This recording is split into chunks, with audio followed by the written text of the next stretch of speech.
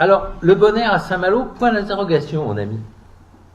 Ben, il y a une vraie question quand même, hein. Elle peut se poser, puisque il y avait déjà les particules qui ont été mesurées, et maintenant, il y a de nombreuses plaintes, des centaines de plaintes par rapport aux mauvaises odeurs, voire des odeurs nauséabondes. Et manifestement, l'appareil respiratoire des Malouins est mis à l'épreuve. En plus des polluants que nous avons tous, partout, qui sont les polluants de fond, et qui sont à des niveaux beaucoup trop élevés pour notre appareil respiratoire, et encore plus pour celui de nos enfants.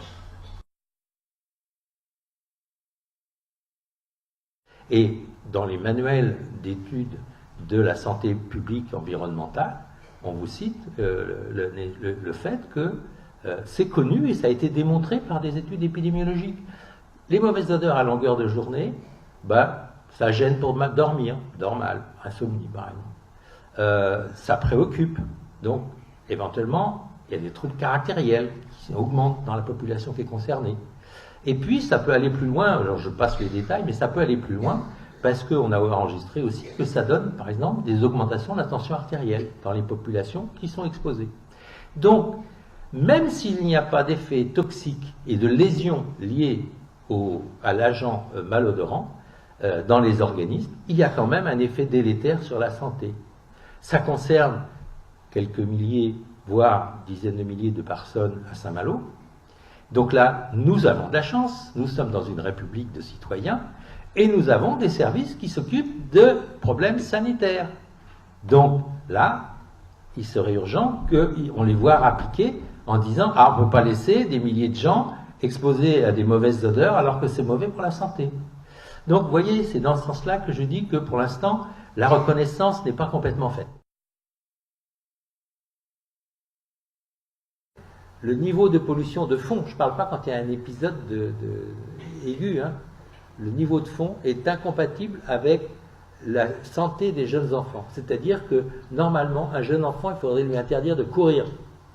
Et puis, ça veut dire qu'on a été tellement laxiste dans notre façon de traiter ces questions de pollution environnementale qu'on a été jusqu'à installer une situation qui est incompatible avec la santé de nos jeunes enfants. En dehors de tout épisode de pollution, par simplement ce qu'il y a dans le fond.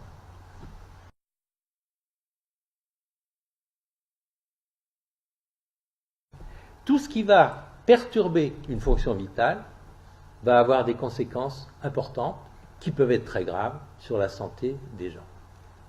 Arrêter de manger, on peut le faire si on veut, pendant quelques semaines. Ça se finit mal si on va trop loin. Arrêter de boire, c'est une question, non pas de semaines, mais de jours. La respiration, ce n'est pas une question d'heures, c'est une question de minutes. Hein? Si vous n'êtes pas entraîné, déjà à tenir une minute sous l'eau sans respirer, vous aurez du mal. Et la vie de l'individu est très vite en danger. Par exemple, s'il y a une interruption brusque de la respiration, de l'oxygénation, eh bien vous perdez connaissance immédiatement. Donc, vous voyez tout de suite quels sont les enjeux. Cette fonction respiratoire, cette respiration, elle est ininterrompue. On commence avec le premier cri jusqu'à la fin de vie.